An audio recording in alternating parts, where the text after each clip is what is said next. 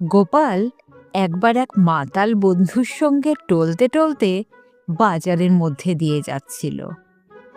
আর এক পরিচিত ভদ্রলোক বিরাট এক মানকচু কিনে বাজার থেকে ফিরছিলেন।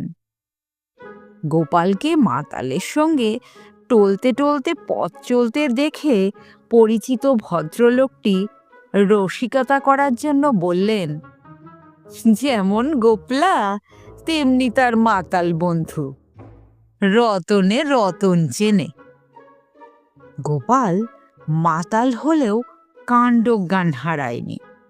সে পরিচিত ভদ্রলোকটির মুখের কাছে মুখ এনে বললে, তা ঠিকই চিনেছেন মশাই, চিনবেনই তো, রতনে রতন চেনে, শুয়োরে চেনে কচু।